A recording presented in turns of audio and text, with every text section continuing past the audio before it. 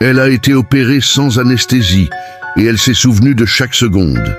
Elle ouvrit les yeux au milieu du silence, mais ne put bouger. Tout était blanc. Tout sentait le désinfectant. Des ombres flottaient au-dessus d'elle. Des masques, des voix, des outils froids. Elle voulait parler, hurler, signaler que quelque chose n'allait pas. Mais rien ne sortit. Elle était éveillée. Et la lame s'approchait déjà de son ventre. Son nom était Justine, 34 ans.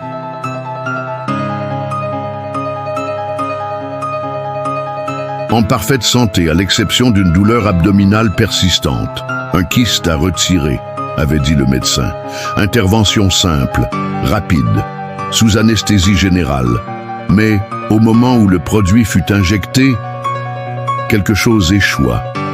Son corps s'immobilisa, oui, mais son esprit resta éveillé. C'est ce qu'on appelle, dans les rapports confidentiels, une conscience péropératoire. Un phénomène rare, traumatisant. Le patient ne bouge pas, ne parle pas, mais il sent tout, entend tout. Une anesthésie qui ne fonctionne que sur la surface, pas sur la conscience. Un cauchemar qui se vit les yeux ouverts, sans pouvoir le raconter à temps. Justine sentit chaque incision, chaque tiraillement, chaque organe déplacé. Elle perçut le bruit des instruments comme des coups de tonnerre. L'odeur de chair ouverte, le cliquetis des pinces, les commentaires des chirurgiens, tout resta gravé en elle. Et lorsqu'ils refermèrent enfin, elle était encore là, présente, prisonnière. On ne la crut pas tout de suite. Les examens étaient parfaits, la procédure réussie. Mais ses cauchemars, ses cris, son refus absolu de dormir ne mentaient pas. Et peu à peu, les médecins réalisèrent que ce qu'elle décrivait était exact, trop exact. Justine n'avait pas dormi, elle avait survécu, minute par minute. Il y a des douleurs qu'on oublie, d'autres qu'on apprend à apprivoiser.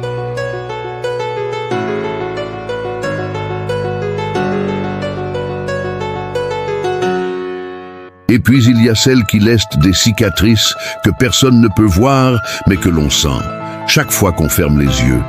Ce que Justine a vécu ne peut être décrit comme un simple accident médical. C'était un enfermement lucide, une dissection consciente, un viol du silence. Ce qui devait être une intervention de routine a basculé dans un cauchemar éveillé. Les médecins parlaient entre eux, le bistouri entrait dans sa chair, le sang coulait. Et elle écoutait tout.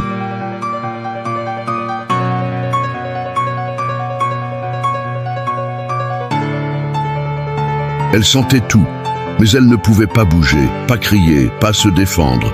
Quand elle a raconté ce qui s'était passé, on a cru à un délire, une hallucination, une paranoïa post-opératoire. Mais les détails qu'elle donnait étaient impossibles à inventer. Des noms, des gestes, des phrases exactes. Tout était réel, trop réel. Les médecins ont été forcés de regarder en face une vérité que la science préfère cacher.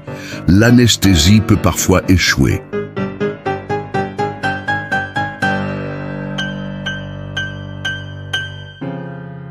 Et quand elle échoue, c'est l'horreur la plus absolue.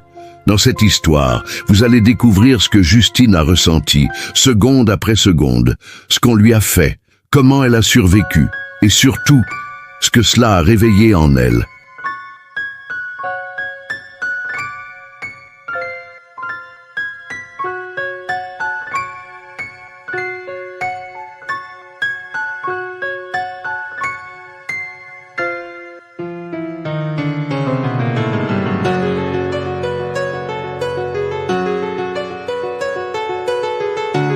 Avant de commencer, abonnez-vous à la chaîne, cliquez sur j'aime et laissez un commentaire avec votre pays et votre ville.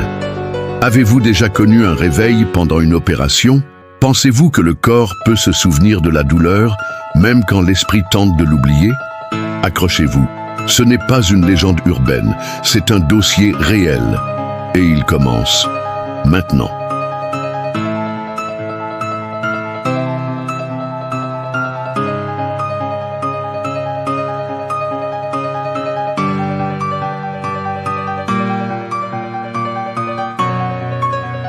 Chapitre 1.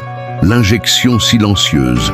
Justine était allongée sur la table, le corps couvert d'un drap stérile, le regard rivé au plafond. Elle tremblait légèrement, malgré la chaleur de la pièce. L'anesthésiste lui souriait sous son masque. « Vous allez sentir une légère brûlure dans le bras, puis vous dormirez en quelques secondes. » Elle hocha la tête. Une infirmière prit sa main. Une autre ajusta les électrodes sur sa poitrine. Tout semblait normal, prévisible, sécurisé.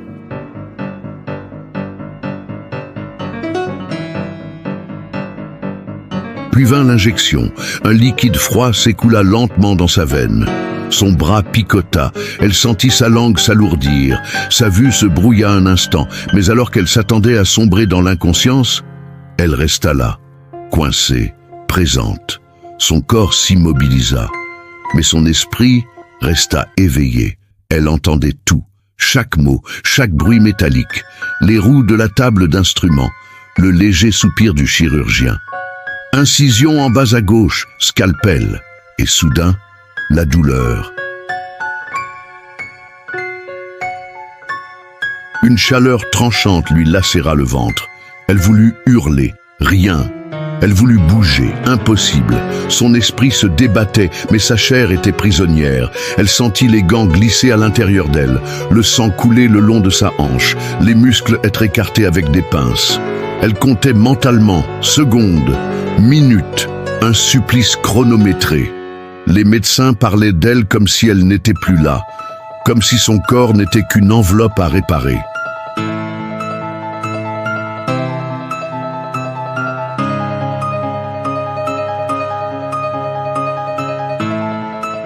Ça saigne un peu plus que prévu, mais tout va bien. Mais tout n'allait pas bien. Justine était enfermée vivante dans son propre corps et personne ne voyait ses larmes parce qu'elles coulaient à l'intérieur. Chapitre 2. L'heure morte. Les aiguilles du temps semblaient s'être arrêtées. Pour Justine, chaque seconde s'étirait comme une éternité. Les voix autour d'elle devenaient plus nettes, presque chirurgicales. Tissu fibreux ici. Fais attention aux ligaments.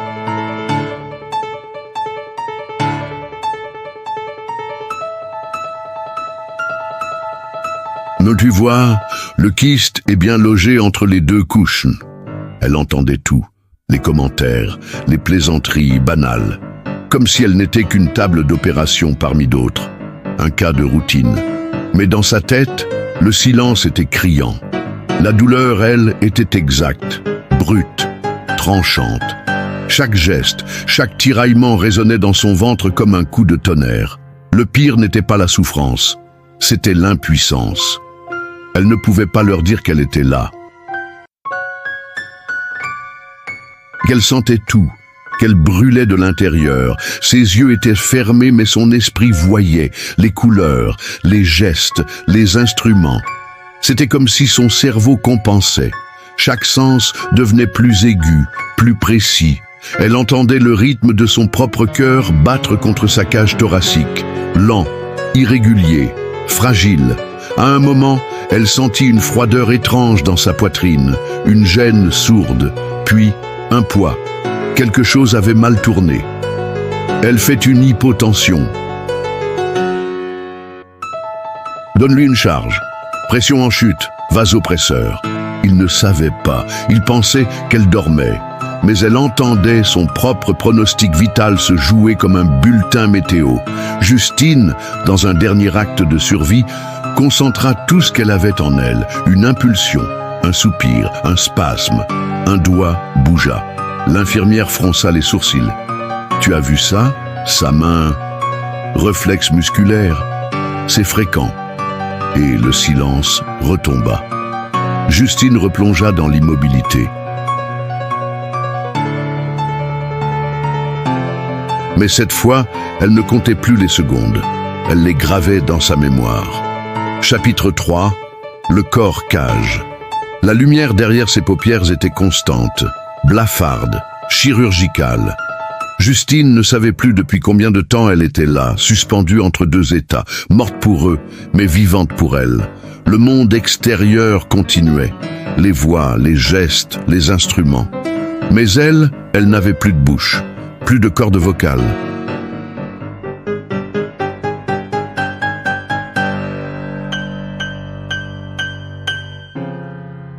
Elle était piégée dans sa propre cage thoracique. Son corps ne lui appartenait plus. Il était devenu un champ opératoire, un objet entre les mains gantées de médecins trop sûrs d'eux. Elle se souvenait de la dernière chose qu'elle avait dite avant l'injection. « Est-ce que je vais me réveiller ?» Et maintenant, elle rêvait d'éveiller quelqu'un, n'importe qui. Elle tenta de déplacer sa langue. Rien. Un doigt, un muscle, un cil. Rien. Elle était figée, consciente, dissociée.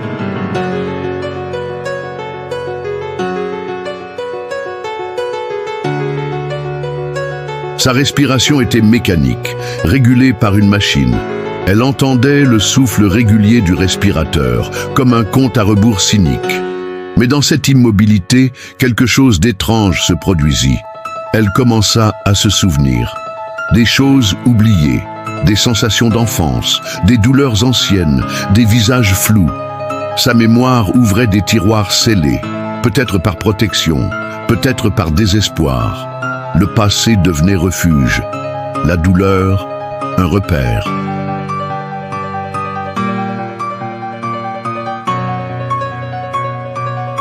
Une preuve qu'elle était toujours là. Elle sentit soudain une larme chaude couler dans son esprit, pas sur sa joue, dans sa conscience. Et elle se dit que si elle survivait, elle raconterait tout. Chaque mot, chaque seconde, chaque coup de scalpel. Mais une pensée s'infiltra. Et si elle ne sortait jamais? Et si cette conscience éveillée devenait sa nouvelle réalité? Un monde de souffrance sans fin, dans le silence du corps. Le cœur de Justine accéléra. Pas par peur, par colère.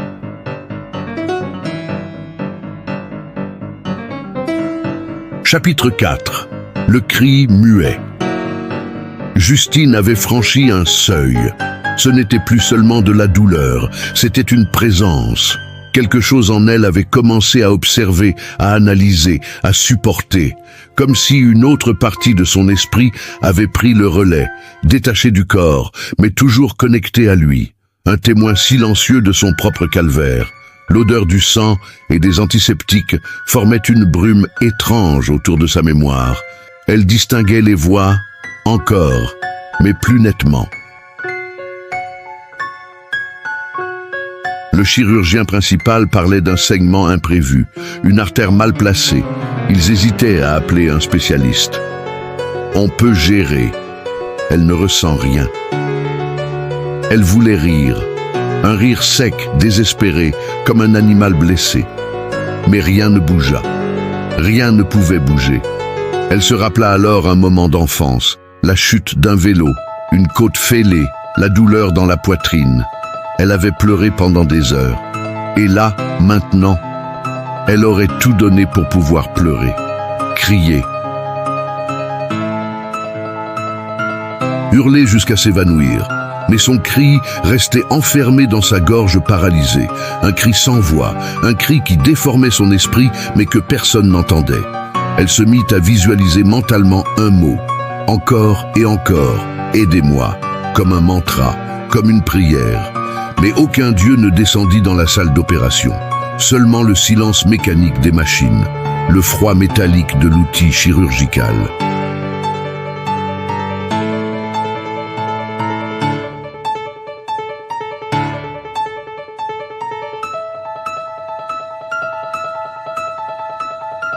Et les mains gantées qui n'avaient pas conscience d'être en train de détruire une conscience vivante. Le battement de son cœur résonnait dans ses oreilles. Elle n'était plus patiente. Elle était prisonnière. Et dans ce vide absolu, une chose grandissait lentement. La rage. Chapitre 5. La chambre rouge. Justine ne savait plus si elle dormait ou si elle délirait. Elle était toujours éveillée, mais le temps avait perdu sa structure.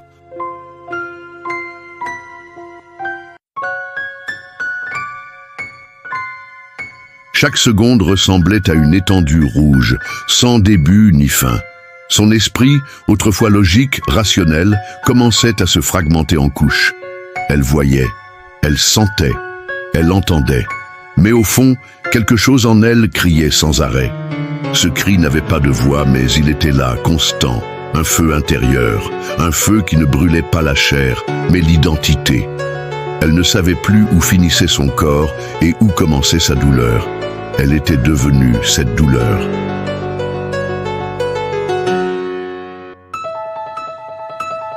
Justine n'existait plus comme avant. Ce prénom n'avait plus de poids. Ce que les médecins voyaient étendu sur la table n'était qu'un cadavre vivant. Et personne ne le savait. Mais ce feu voulait vivre. Elle commença à s'accrocher aux détails, le grincement métallique d'un chariot, la sueur d'un des chirurgiens qui tombait sur son ventre ouvert, la lumière changeante au-dessus d'elle. Chaque élément devenait un ancrage.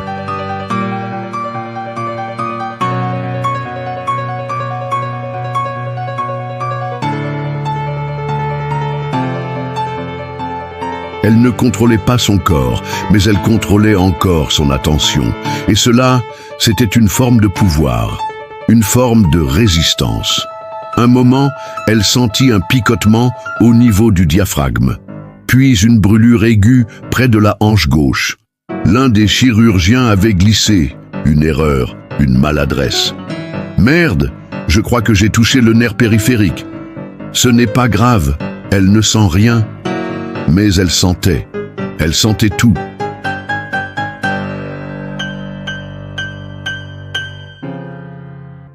Et cette douleur, bien qu'invivable, réveilla une partie de sa conscience que même le traumatisme n'avait pas éteinte.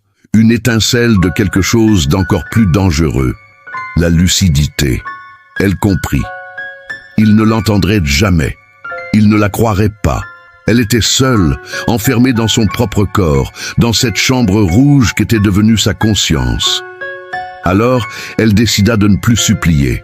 Elle allait observer, mémoriser, enregistrer chaque geste, chaque mot, chaque erreur. Elle ne sortirait peut-être pas de cette salle en vie, mais si elle sortait, elle ne pardonnerait rien. Chapitre 6. L'enregistrement invisible. Elle n'avait plus de voix, mais elle avait une mémoire qu'aucune anesthésie ne pouvait endormir. Et dans cet univers clos qu'était devenu son corps, Justine enregistrait. Chaque voix, chaque vibration, chaque détail chirurgical. C'était devenu un instinct, une méthode de survie. Elle ne fuyait plus la douleur, elle l'utilisait. Elle comptait les instruments, elle reconnaissait les pas, la cadence du chirurgien, plus rapide que celle de son assistante, le cliquetis sec des pinces, le bruit humide d'un écarteur retiré. Tout avait une texture, une empreinte, un rythme. Elle vivait une opération à cœur ouvert, mais dans la tête. Un moment, elle perçut un changement de ton. Il faudra recoudre en double couche, trop de tension. Tu penses qu'on aurait dû ouvrir plus haut? Trop tard maintenant. Trop tard.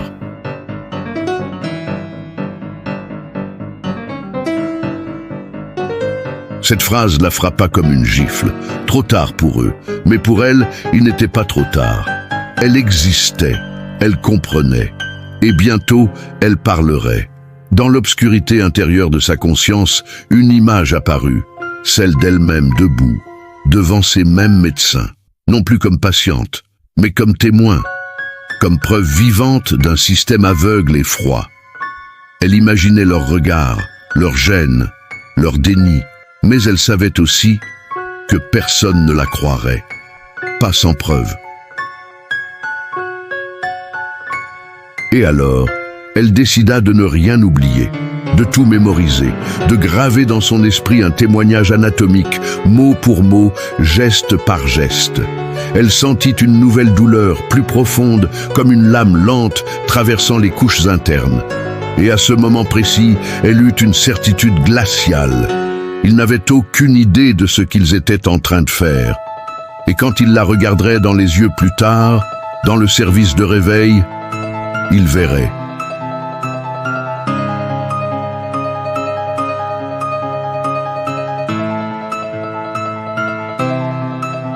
Ils verraient ce qu'ils ont réveillé. Chapitre 7. Le visage, derrière le masque. Justine connaissait maintenant la cadence de l'opération. Elle anticipait chaque mouvement, chaque mot. Elle ne subissait plus, elle analysait. Et dans cette dissociation étrange, elle commença à ressentir quelque chose de nouveau. Pas une douleur, pas une peur, mais une haine chirurgicale, froide, tranchante. Son cerveau, en état d'hyperactivité, commença à donner des visages aux voix.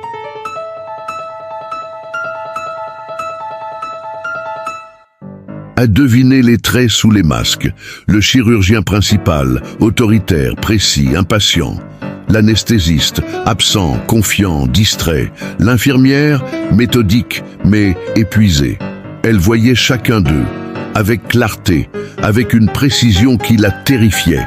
Elle devinait leurs mouvements de sourcils derrière le tissu. Elle ressentait leur fatigue, leur tension, leur routine. Mais pour elle, ce n'était pas une routine, c'était une invasion, un acte de guerre contre sa conscience.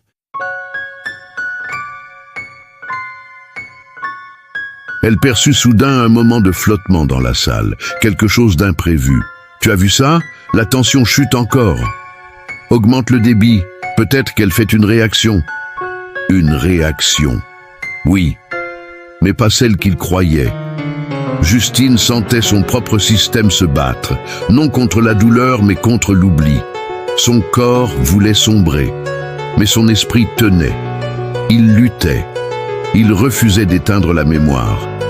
Et dans cette lutte, quelque chose changea. Elle perçut une brèche.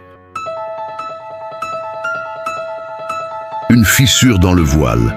Elle sentit une chaleur monter dans sa gorge, un réflexe, un spasme. Un son très faible, presque imperceptible, mais elle l'avait produit. Elle en était sûre, elle venait de franchir une limite.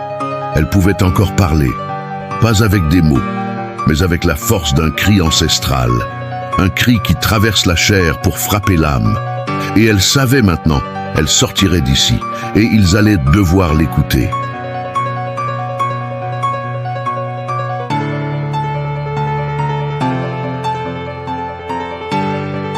Chapitre 8. Le retour du dedans. Le son n'avait duré qu'une fraction de seconde. Un froissement de gorge, une vibration sèche, un murmure à peine audible. Pourtant, Justine l'avait senti résonner dans son crâne. Ce n'était pas un rêve. C'était une percée, une fissure dans le mur. Et dès lors, tout changea. La douleur devint plus supportable. Non parce qu'elle diminuait, mais parce que Justine n'en avait plus peur. Elle ne cherchait plus à s'échapper. Elle s'en nourrissait. Elle la transformait. Elle n'était plus victime, elle devenait témoin, et le témoin se réveille toujours. Elle se concentra sur ses poumons. La respiration artificielle les maintenait en rythme, mais derrière cette mécanique, elle ressentait le souffle vibrer différemment, comme un tambour, comme une voix enterrée sous les machines. Sa voix. L'équipe continuait son travail. L'intervention touchait à sa fin. Il parlait de points de suture, de drainage, de pansement final. Il souriait, détendu, ignorant.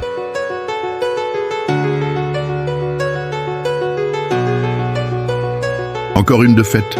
Quelle heure est-il? Presque midi. On a bien avancé. Bien avancé. Justine, elle, avait traversé un siècle. Elle avait vu son propre esprit mourir et renaître dans un bloc froid. Elle s'était confrontée à ses peurs les plus primitives. Et maintenant, elle comprenait quelque chose de terrifiant. Elle n'était plus exactement elle-même. Quelque chose était né dans ce bloc opératoire. Un double silencieux, un miroir intérieur.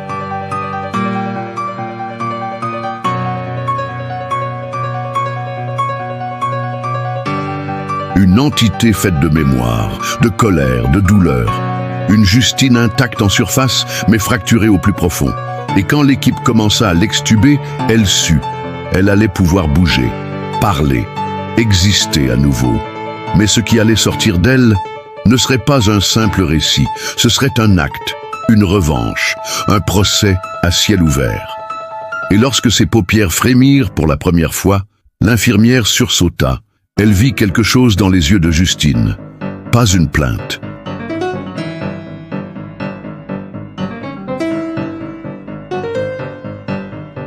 Pas une peur, un avertissement. Chapitre 9. Les yeux ouverts. Les paupières de Justine se soulevèrent lentement, comme si le monde était trop lourd pour les laisser s'ouvrir d'un seul coup. La lumière l'agressa immédiatement, crue, blanche, violente. Mais ce n'était pas elle qui la dérangeait, c'étaient les visages. Autour d'elle, flous d'abord, puis nets, se tenaient les membres de l'équipe médicale. L'infirmière penchée au-dessus d'elle, bouche entr'ouverte.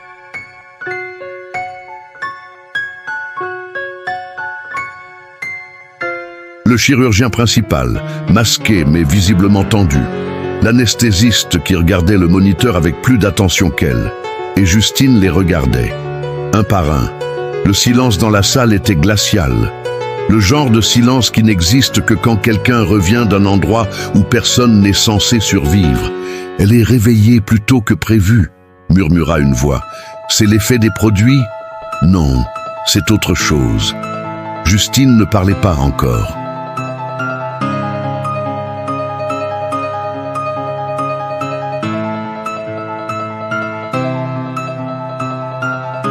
Sa gorge était sèche, brûlée par l'intubation, mais ses yeux parlèrent pour elle. 2 orbites fixes, 2 lames brillantes. Pas de peur. Pas de confusion, une clarté glaçante. Elle les reconnaissait tous. Elle se souvenait de leur voix, des erreurs, des gestes, des mots échappés, tout. Et à cet instant, ils comprirent. Ce n'était pas une patiente qui revenait à la conscience, c'était un témoin.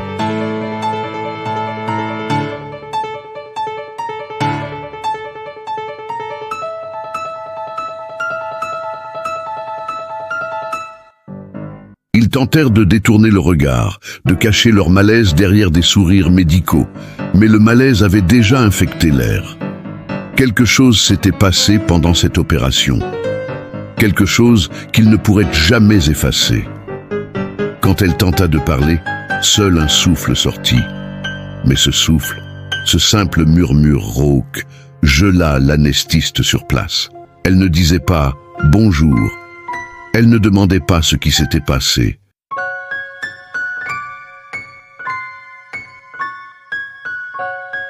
Elle disait d'une voix fendue par le feu « Je me souviens ».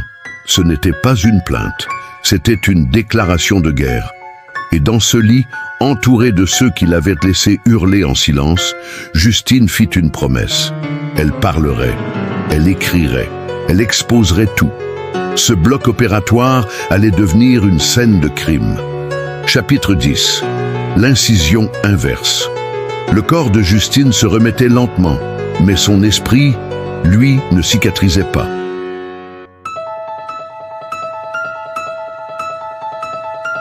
Chaque battement de cœur, chaque respiration consciente réveillait une partie de ce qu'elle avait vécu.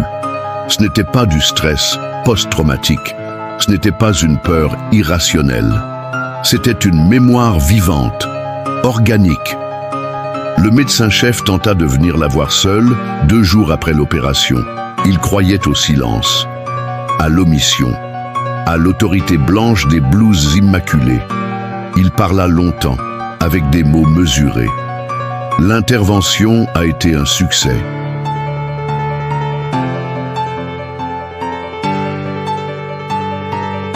Des effets secondaires peuvent parfois survenir.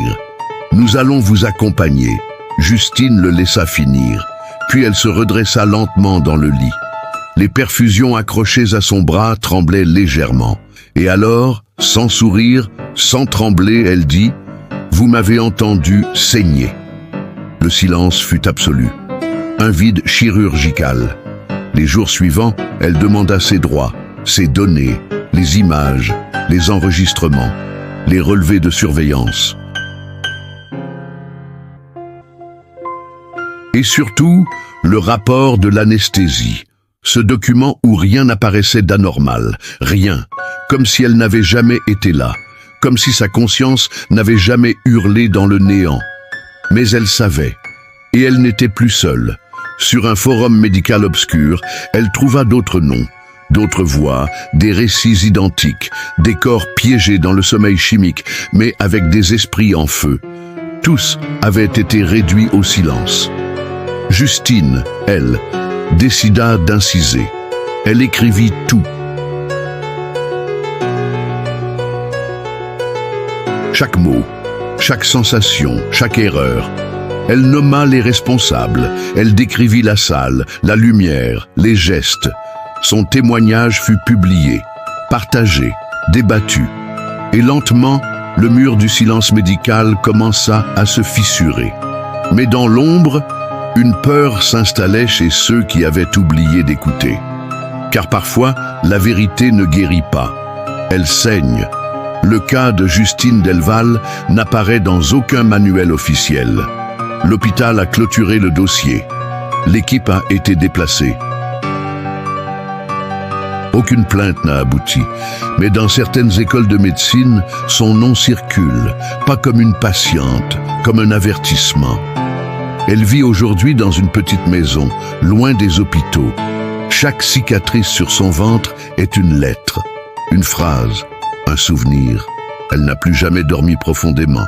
Et quand on lui demande ce qu'elle a ressenti pendant cette opération, elle répond « J'ai été vivante dans un monde où on me croyait morte. »